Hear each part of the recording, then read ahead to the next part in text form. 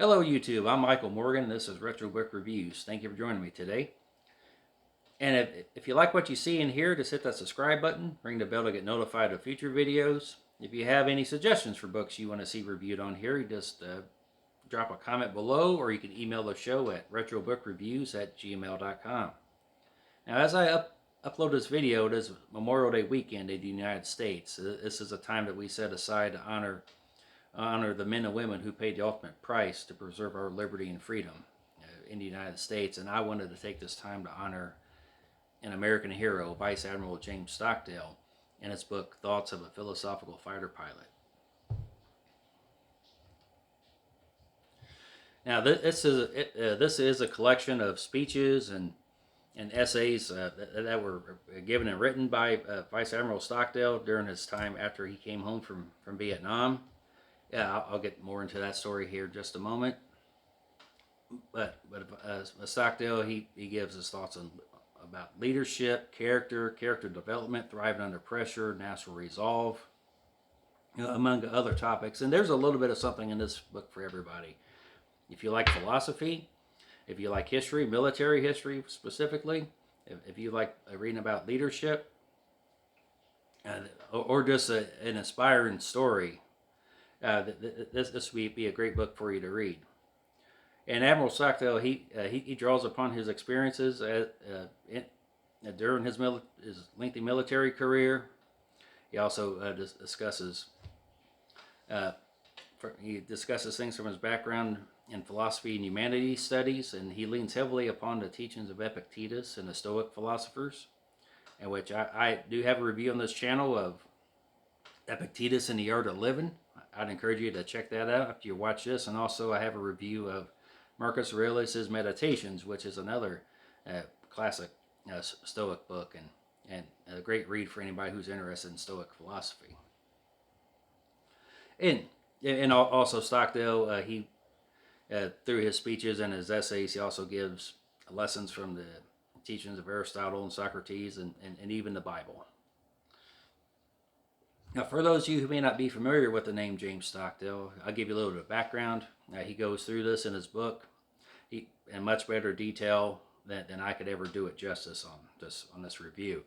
But on September 9th, 1965, Stockdale was leading a bombing run over North Vietnam during the early days of the Vietnam War, when his plane was shot down.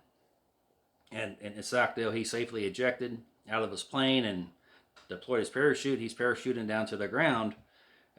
He sees this crowd below, and as he's parachuting down, people in the crowd are shooting at him. So bullets are whizzing by him, and in his mind, he knew that he had about 60 seconds of freedom left. He knew he was going to be captured. He knew he was going to be a POW, and in that moment, Stockdale said that he is leaving the world of technology and entering the world of Epictetus. And he knew that he was going to spend, in his mind, he said, it's going to be at least 5 years before I can come home. So right there, just in that 60 seconds, he determined that it was going to be at least 5 years before he got out of the POW camp. I mean, yeah, that is truly, as just truly amazing that he just had that thought.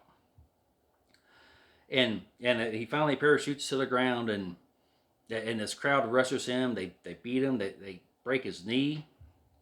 I mean, it is weeks before he receives any medical treatment for it in the prison, which is euphemistically known as the Hanoi Hilton by those soldiers who unfortunately faced torture there at the hands of the North Vietnamese.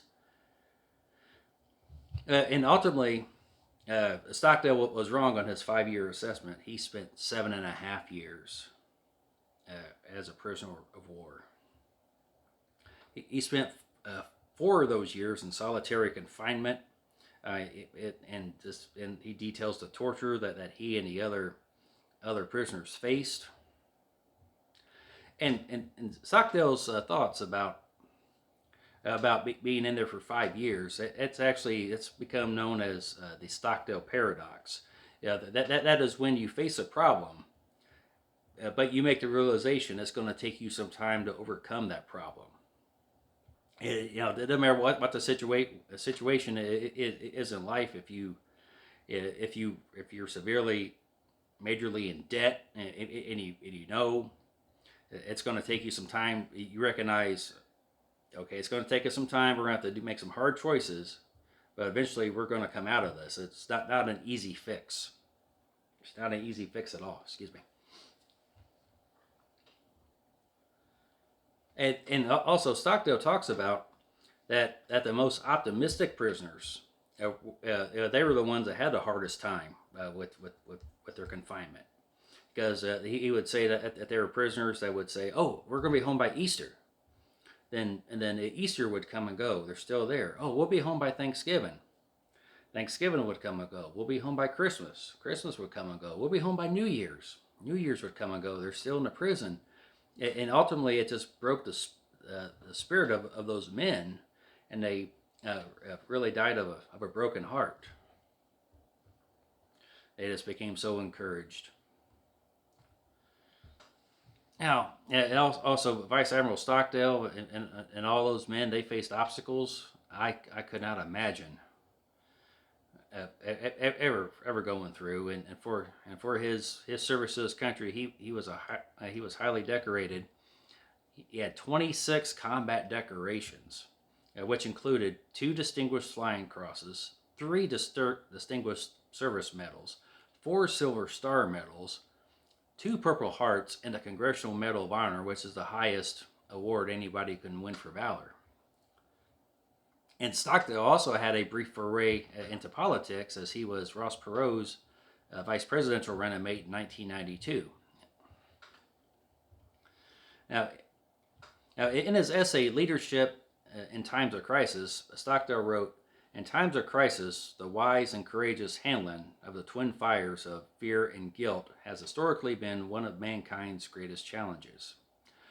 All too many who can't face to dealing with them forthrightly have discovered the cheapest escape route of modern times. Jump on the bandwagon of social determinism that holds that all men are victims of their environment. That moral decay is a natural product of hardship. In that world, everybody escapes responsibility for his actions, and guilt only ceases to be a problem. It becomes an ornament of the cheek affectation." And he also says that many of these social determinists delude themselves into ascribing nobility of feeling guilty about having power or wealth. The notion that human beings are always victims of their circumstances is an affront to those bold spirits who throughout history have spent their lives prevailing over adversity. That is such a powerful statement. I mean, those words ring so true in 2023 as they did when Vice Admiral Stockdale put that to paper in 1984. Because we do live in a time that there is a lack of leadership. We may have people in charge. You may have people who have a certain title, but that doesn't make them a leader. Because leaders are people who take a realistic approach at the problems that we face, recognize it's going to take some time, and they dig in and do the work.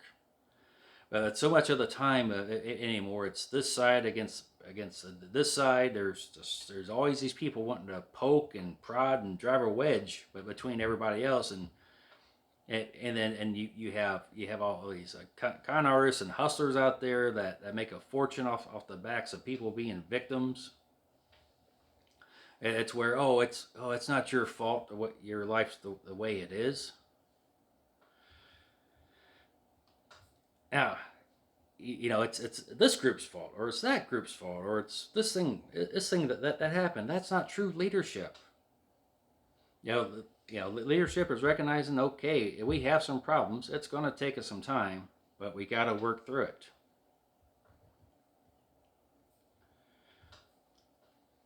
And if anybody had the right to cry, "Woe is me," it would have been Vice Admiral Stockdale and those men in the North Vietnamese POW camp. But Vice Admiral Stockdale, he stood his ground, and he did not yield to the demands of his captors. In the ultimate test of human endurance, Stockdale did not run from, or compromise what he believed in. What he truly believed came through in everything he did in that POW prison. He refused to capitulate to the enemy. It goes along with that saying, what's really inside of you will come out when the pressure is applied. If I had a bottle of water sitting here on this table, and I squeeze that bottle of water will come out. So yeah, this is he talks about the when he talks about the fire, about how these trials refine us, and in that moment, everything that he learned, everything that he experienced, everything he believed in, it came. That's what he relied on. That's what got him through those 7.5 years of just being bound and tortured, and his arms put in positions to try to inflict as much pain as possible to get him to give up information or to confess things, confess the crimes that he didn't commit.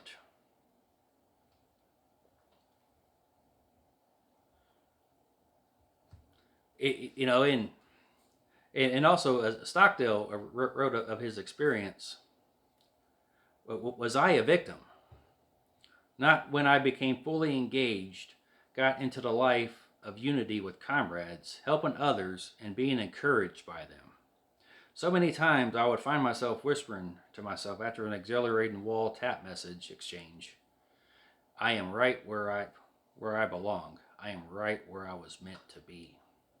Now, just a quick note here, we talked about the wall tap message. That's how the prisoners would communicate with each other. It was kind of like a Morse code. They couldn't directly talk to each other, or they would face the ire of the guards. So they came up with a series of taps to communicate and talk with each other. They weren't allowed to have pens or pencils or paper or anything like that. And so I just find that fascinating, that in that horrible circumstance, he just believed that this is where I'm meant to be, right here, right now. And this is where I belong, just in the midst of this trial, that horrendous trial that he faced. I just couldn't imagine. And even in the midst of this torture and a solitary confinement, Stockdale was still able to find purpose in his suffering, and which is a good reminder that no matter the trials that we face in life, we can still find a way to find purpose. We can still find a way to encourage others and allow others to encourage us. And I just, there's so much I could quote with this book, but I just wanted to give just a brief synopsis of it. And there's just so much deep wisdom contained within these speeches, within these essays. I just wanted to share this with you. I thank you for taking the time to watch this video, and God bless you.